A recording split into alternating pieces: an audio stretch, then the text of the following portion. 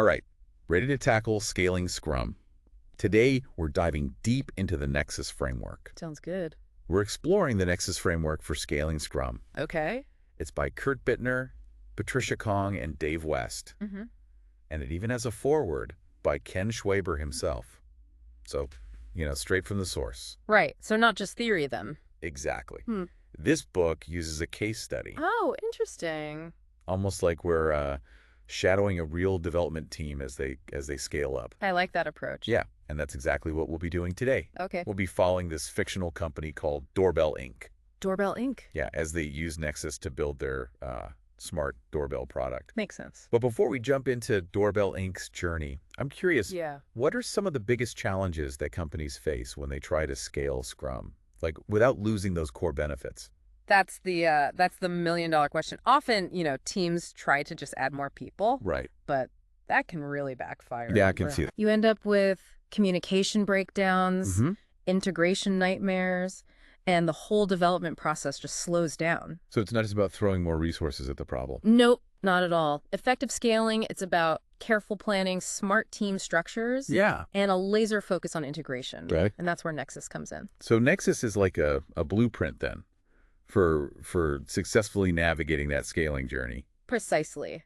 Think of it as a structured approach to help multiple Scrum teams work together seamlessly on Yeah. a single product. Right. It gives you a clear framework, adds a few key roles and events, and most importantly, keeps everyone laser focused on delivering a single integrated product increment every sprint. That integrated increment, that's key, right? Absolutely. It's not just about individual teams doing their own thing. Yep. It's about working together towards a shared goal. Exactly. One of the biggest challenges when scaling is avoiding those silos, Right. where teams get too focused on their little piece of the puzzle. Yeah. Yeah. And they lose sight of the big picture. Yeah. They lose sight of the big picture. Nexus helps prevent that by providing that clear framework for collaboration and integration. All right. So let's see how this works in action with Doorbell Inc. Okay. Now, they start off as a small, single Scrum team, right? That's right, yeah. What triggers their need to scale up? Well, they developed this promising prototype for a smart doorbell system, complete with wireless cameras, a mobile app, the whole shebang. Nice. Things are looking good. They secure some venture funding. Sounds like a good problem to have. It is, but that's when they realize they need to ramp up development significantly. To deliver a truly competitive product, right? Exactly. But scaling up that quickly, I'm guessing it doesn't come without its challenges. You guessed it. So how do they approach this initially? Well, they've got experience with Scrum, so they decide to divide and conquer. Right. They split into 3 component-focused teams: Okay. hardware and firmware, mobile apps, and then web services and cloud infrastructure. So each team focusing on their area of expertise. Exactly, playing to their strengths. That seems logical at first. It does. But didn't you say earlier that a core principle of Nexus is to avoid silos I did. and deliver that integrated product increment? Yeah. How does that work with these separate component teams? That's where things get interesting. Okay. They quickly learn that while component teams can be efficient in the short term, they can lead to real integration headaches down the line. So they're struggling to connect those separate pieces into a cohesive whole. Exactly. Imagine trying to fit together puzzle pieces that were designed in isolation. Yeah, I could see that being a problem. Their product owner starts to feel overwhelmed trying to keep those 3 separate product backlogs in sync. Right. And the teams, they start running into those dependencies. Uh-oh. The ones that slow everything down. Yeah, I can see how that would create some tension. It does. So what steps do they take to try and address these challenges? Well, one of the first things they try is knowledge sharing and cross-training within those existing teams. Mm-hmm. They experiment with pair programming, where 2 developers work together on the same code, Right. and team member rotation to try and break down those knowledge silos. So they're trying to create more well-rounded developers who can work across different parts of the product. Exactly. And they also start thinking about how they might evolve the product architecture itself Oh, to interesting. support more independent teams. Okay. If they can break down those dependencies at the code level, Yeah. it'll be much easier for teams to work in parallel without constantly blocking each other. That makes a lot of sense. It does. It sounds like they're realizing that effective scaling It requires a really holistic approach. It does. It's not just about the team structure, it's about the product architecture, Mm-hmm. the engineering practices, and the overall mindset. You got it. But let's not get ahead of ourselves. Right. Before they can even think about restructuring the teams, they need to make sure everyone is on the same page with the product backlog. Yeah, because right now they have those 3 separate backlogs that need to become one. Exactly. It's like having 3 different maps for the same territory. Right. So how do they bring all of those different perspectives together Yeah. and create one unified vision for the product? That's the big question. It is, and that's where refinement comes into play. Okay, so let's unpack refinement. What does that actually look like in practice? In a nutshell, it's about getting all the teams together Okay. to break down those big, complex product backlog items into smaller, more manageable chunks. Okay, so instead of saying build the mobile app, Right. they break it down into smaller things like implement user login or Display a live video feed. display live video feed. Exactly. So it's like taking this giant, intimidating task and slicing it up into bite-sized pieces Exactly. that the teams can actually get their heads around. And the key here is that they do this together as a nexus, not in isolation. Okay, that makes sense. This helps them identify dependencies early on Right. and make sure everyone understands how their work fits into that big picture. I could see how that would be really valuable, especially with multiple teams working on different parts of the product. It is. But it also sounds like a lot of information to keep track of. It can be. How does the product owner manage all of these smaller backlog items Right. and make sure they're all still aligned with the overall product vision? That's where the product owner's role in Nexus becomes even more critical than in single team Scrum. Really? Oh, yeah. They not only guide these refinement sessions, prioritize the backlog, and communicate that product vision, they also need to find ways to delegate and empower the teams Right. without losing sight of that unified vision. So finding that balance between control and empowerment, that's key. Absolutely. And Doorbell Inc. quickly realizes that the product owner can't do it all alone. Right, of course. They need to find ways to scale the product owner role itself. But that's the story for another time. Okay. For now, let's stick with how they tackle those massive backlogs during refinement. All right, so back to those smaller, bite-sized backlog items. Right. How do they make sure that those pieces still connect back to the business goals and the user needs? Doorbell Inc. starts using a technique called impact mapping. Impact mapping, okay. It's a way to visually represent how those product backlog items tie back to those real business objectives. So it's like a roadmap It is. that shows how each feature contributes to the overall strategy. Exactly. It keeps everyone aligned and helps them prioritize Okay. the work that delivers the most value. Got it. Another technique they use is called story splitting. All right, let's dive into story splitting. When do they use this, and what are some of their strategies? Story splitting comes in handy when they have those, epic user stories. Right. The ones that are just way too big to tackle in a single sprint. So it's about breaking down those big chunks of work into smaller pieces. But how do they decide where to make those cuts? They have a few different approaches. Sometimes they split a story by walking through the workflow, step by step, Oh, yeah. looking for places where they can deliver value early on. Other times, they split by tackling different data scenarios first. Got it. And sometimes they start with a simpler version of a feature and add complexity later. So they're looking for ways to deliver value incrementally, even within a single user story. You got it. But I imagine it can be tough to make sure those smaller pieces still fit together seamlessly. It can be, and that's where the Nexus integration team plays a crucial role. Okay. They help the teams identify those splitting opportunities Right. and make sure those smaller stories still contribute to that overarching Nexus goal. So they're breaking down the work, identifying those dependencies, visualizing those dependencies, and making sure everything stays connected to those overall goals. That's right. But at some point, they actually need to start building this thing, right? They do. So how do they go from all this planning to actually executing those plans? That brings us to Nexus sprint planning, Okay. a crucial step that sets the stage for the entire sprint. Huh? And with Doorbell Inc. growing, this process is about to get a whole lot more complex. Okay, let's dive into that next time. It sounds like their Nexus journey is about to get even more interesting. Okay, welcome back. Last time we left Doorbell Inc.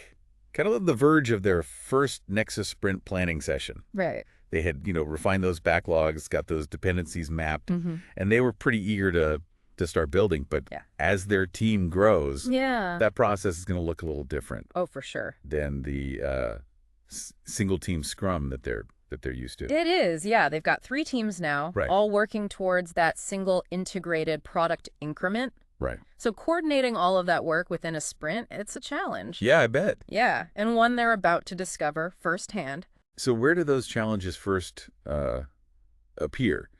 I imagine their existing Scrum practices need some tweaking, right? Yeah, right away. They're Okay. still doing daily scrums within each team, Okay. but that's not enough to manage all the dependencies, Yeah. all those integration issues that pop up. Right. That's where the Nexus daily scrum comes in. Okay, so the Nexus Daily Scrum, Yeah, it's like a superpower daily check-in for all the teams working together. exactly. Representatives from each of the teams meet to discuss those cross-team dependencies. Okay. Any integration roadblocks? So it's not about individual progress then. No, not really. It's about how each team's work is impacting the others. Exactly. I could see how that would be really important for keeping everyone in sync. It is. But who are these representatives? Is Yeah. it always the same people? At first, they just sent their Scrum Masters. Okay. Figuring they were best equipped to handle these coordination issues. Yeah. But they quickly learned that the right people, it can change from day to day, Okay. depending on what the, what the problem is. So sometimes it's the developers themselves who need to be talking to each other. Exactly. It's Like when they hit a snag with, setting up continuous integration across all 3 teams. Right. The Scrum Masters weren't the ones with the answers, Yeah. It was the developers who had to collaborate on a solution. Right. They're the ones in the weeds. Exactly. The Nexus Daily Scrum has to adapt to whatever challenges emerge. It does. But even with this new event, keeping everyone informed across multiple teams and stakeholders, it can still be a challenge. It can. Right. How do they Yeah. maintain that all-important transparency? It's key. Yeah. They start experimenting with different tools. Okay. One that was really impactful is the product backlog tree map. Okay. Now, I love visuals. So Mhm. how does a tree map help with transparency in this multi-team environment? So it's a way to visually represent the product backlog Okay. using nested rectangles. Mhm. And the size of each rectangle, it corresponds to the size or complexity of the feature it represents. So it's like a map of the whole product Kinda, yeah. where you can see at a glance which features are the biggest and most important. Exactly. It gets everyone on the same page and helps to prioritize. Okay. And the best part, the tree map is easily updated as the backlog changes. Right. So everyone always has a clear view of what's being worked on. And what's coming next? Exactly. Okay, so that's great for internal transparency. It is. But what about keeping external stakeholders in the loop? That depends. Okay. The level of detail they need, Great. the level of trust that's been established. Yeah, those are all You factors. just have to consider, yeah.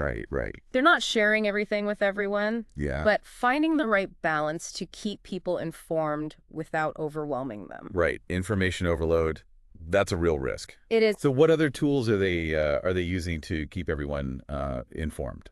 They also start using the burn down velocity chart. Okay. The burn down velocity. Yeah, and this combines 2 key metrics. Okay. One, the amount of work remaining in the sprint, which is shown as a burn down line, Okay. and then the team's velocity, which is shown as a separate line. Okay. And that helps predict how much work they're likely to complete. So it's a way to visualize both progress and predictability. Precisely. Right. It's a snapshot of the sprint status. Yeah. And it can help identify potential problems early on. Okay. A team falling behind schedule. Wow. Or scope creep, adding, unexpected work. Right. That helps everyone stay informed and make proactive adjustments. That's helpful for everyone then, from the developers to the stakeholders. It is. But let's not forget, the ultimate goal here is delivering that integrated product increment. Right. Right. So how do they approach the review process with multiple teams now involved? That's a crucial distinction. Okay. Unlike single team Scrum, Nexus has a single Nexus sprint review. Okay. All the teams come together Right. to showcase that integrated product increment to stakeholders, Got it. not just their individual outputs. So it's a time to see how all the pieces fit together Exactly. rather than, like 3 separate presentations. It reinforces the focus on delivering a unified product, Right. and it allows for more holistic feedback from stakeholders. That makes sense. It does. But what if some teams are working on features that aren't directly integrated during that sprint? Do they still participate? They might have separate reviews Okay. for those independent pieces, Huh. but it's still valuable to have at least a high-level overview Okay. of their progress during the main Nexus sprint review. Right. It's about maintaining that big picture perspective. Exactly. So they've demonstrated their integrated product. Yep. They've gotten feedback. Now what? Time for a well-deserved break. Not quite. Just like in single-team Scrum, the sprint concludes with a retrospective. Okay. But with Nexus, you have the Nexus Sprint Retrospective, Okay. where all the teams come together Yeah. to reflect on the sprint. So a team therapy session for the entire Nexus. You could say that. What kind of topics come up in these retrospectives? It's about celebrating those successes, Uh-huh. but also honestly discussing what could be improved. Okay. It's an opportunity to identify those pain points and come up with, actionable plans for the next sprint. And who participates? Is it just the Scrum Masters or the team leads, or is it a broader group? Similar to the Nexus Daily Scrum, Okay. the key is having the right people in the room. Right. Anyone who can provide valuable insights Okay. is welcome. And the Nexus integration team, they help facilitate the discussion Right. to make sure it's productive and, leads to actual change. So they've planned, they've built, they've reviewed, Yeah. and they've reflected, rinse and repeat for the next sprint.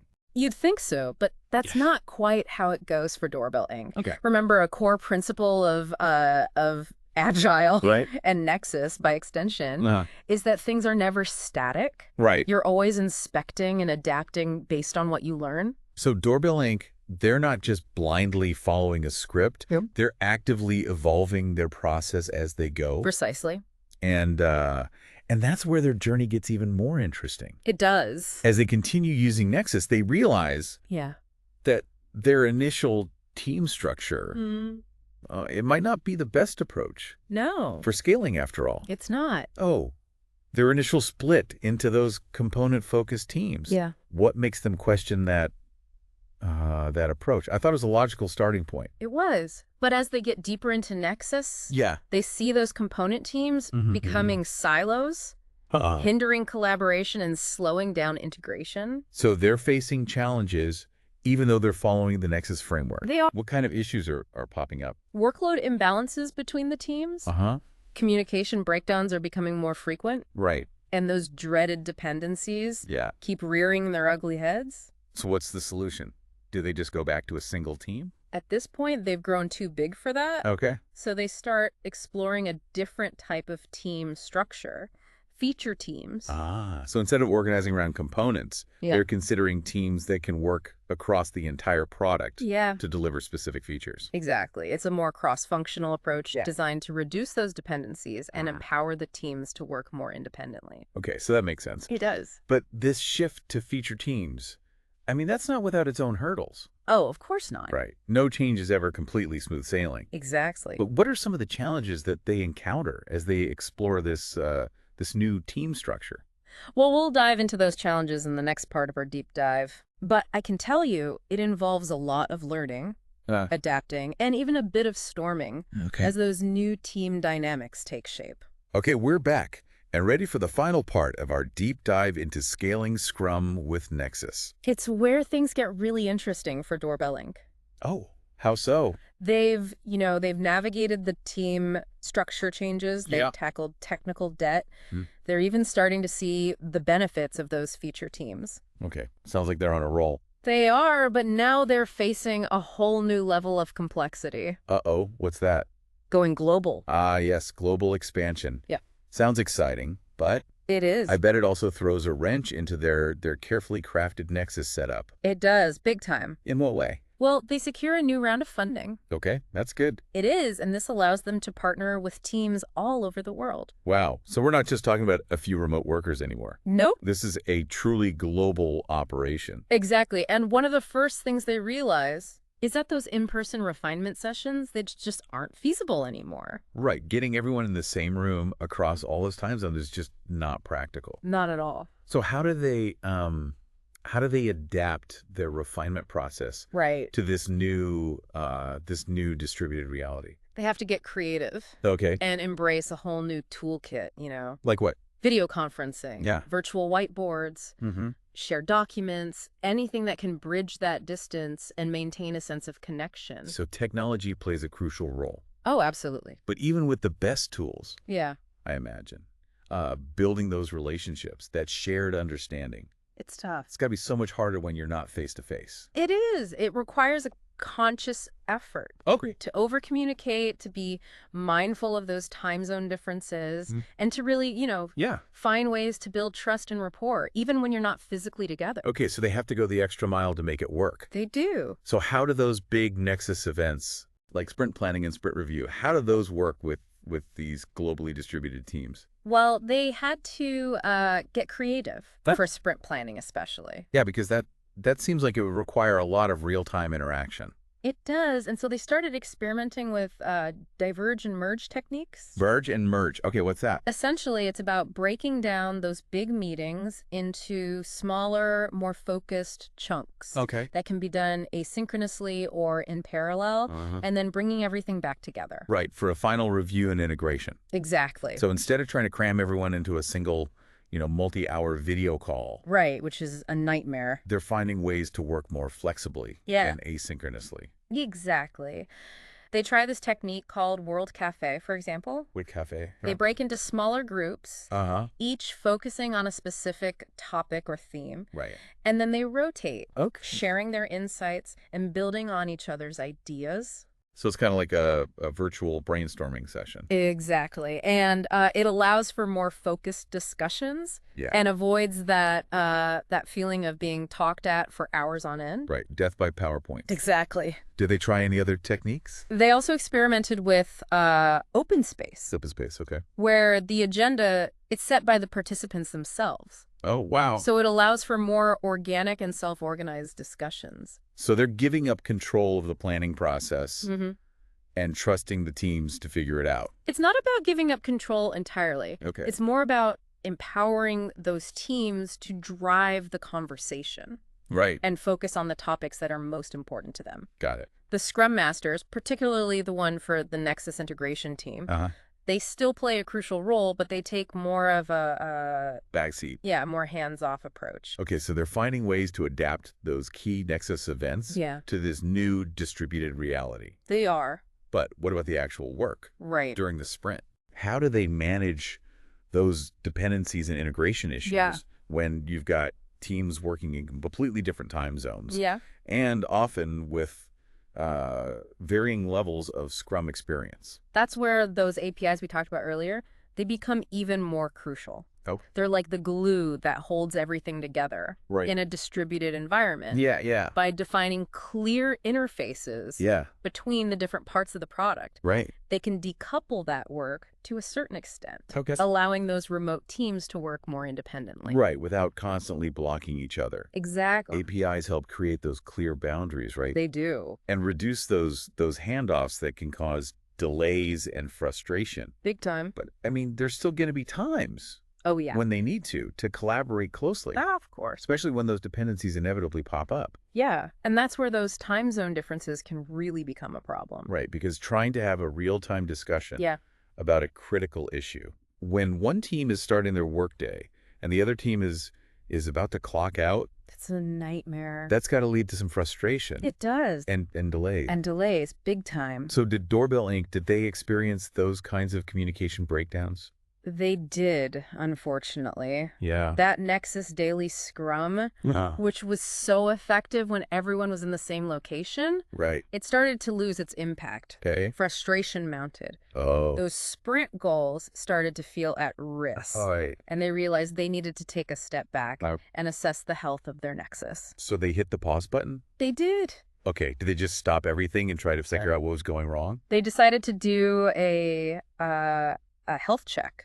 A health check? Yeah, using a model they borrowed from Spotify. Spotify. So they're taking inspiration from one of the giants of Agile development. They are. What is this health check involve? So it's a framework for assessing the health of a team across a variety of dimensions. Like what?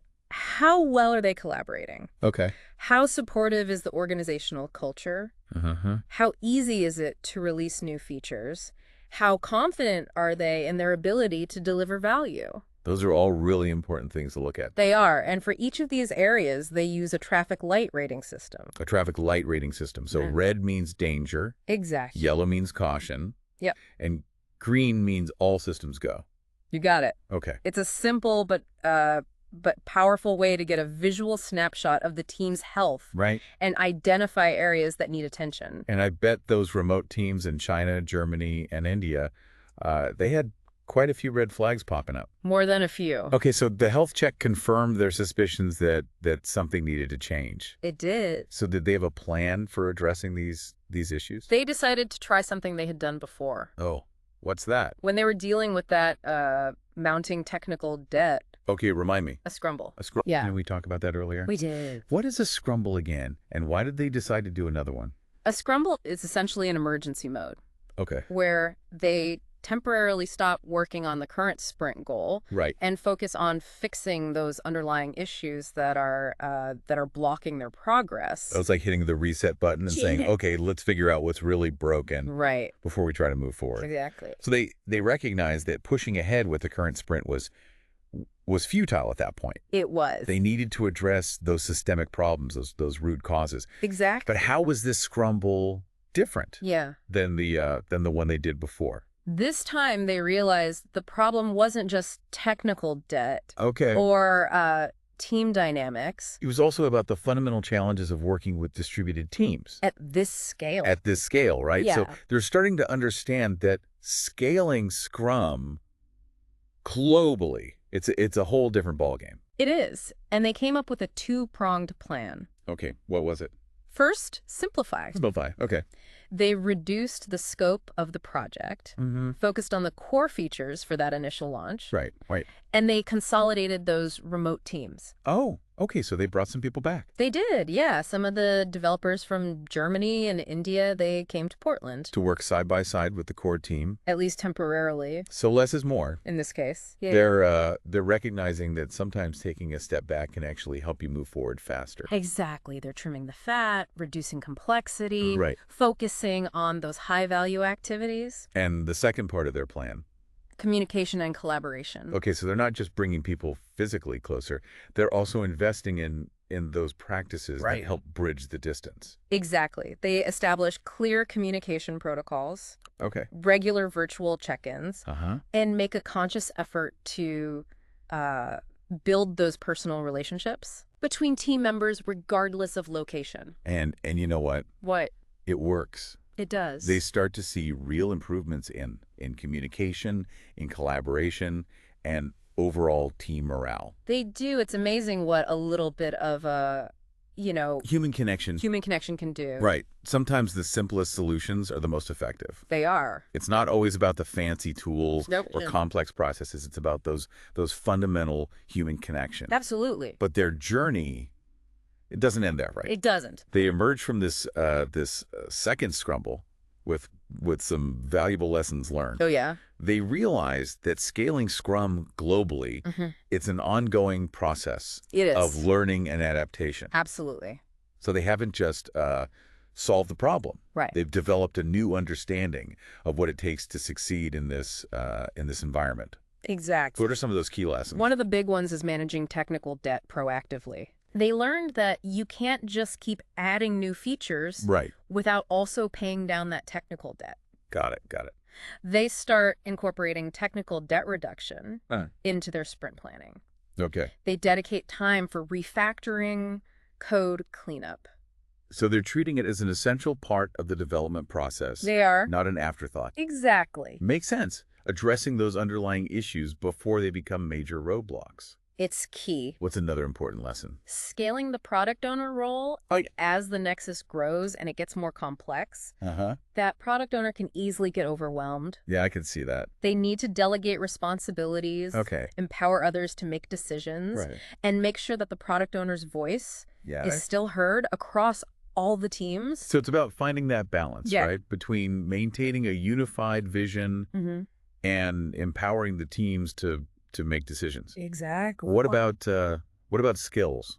Skills are crucial. They realize they need to invest in skill development. Okay. So they set up communities of practice where people with similar skills can share their knowledge and learn from each other. So they're fostering a culture of continuous learning within the Nexus. They are. It's essential in a field like software development. Right. Things change so quickly. They do. What else? What other takeaways did they have? Transparency and trust. Okay, that's a big one. It is. They doubled down on being open about their progress, their challenges, and their learnings. Creating that safe space to make mistakes and to ask for help. Exactly. That psychological safety, it's crucial for any team. Especially when you're working across geographical and cultural boundaries. Especially them. Right. That sense of trust and shared understanding is essential for effective collaboration. It is. Any other lessons that stand out to you? Their assumptions about release frequency. Oh, okay. They start to question that traditional cadence, Right, of having a release at the end of every sprint. Exactly. They realize that with the right automation and engineering practices, they can release much more frequently. Oh, wow. Potentially even multiple times a day? Potentially, yeah. So they're moving towards a continuous delivery model. They are, and it allows them to get feedback faster, iterate more quickly, right, and ultimately deliver more value to their customers. It's about recognizing that those time box sprints, they're still valuable. They are. But they don't have to dictate the release schedule. Exactly. So Doorbell Inc., they've gone from a single Scrum team to a global Nexus. Yep. They've tackled technical debt. They have. They've overcome the challenges of distributed development. And they've emerged with a whole new set of insights and best practices. That's quite a journey. It is. What would you say to someone who's just starting out on their own Nexus journey? Embrace experimentation. Don't be afraid to make mistakes, and don't be afraid to ask for help. I like that. Scaling Scrum with Nexus, it's a journey, not a destination. Well said. And on that note, I think it's time for us to wrap up our deep dive into the Nexus framework. Sounds good. We hope you found this exploration insightful. I hope so. And that you're feeling inspired to tackle your own scaling challenges. It's all about finding what works best for your team and your product. Exactly. So go forth, experiment, learn, and keep iterating. And until next time. Happy scrumming.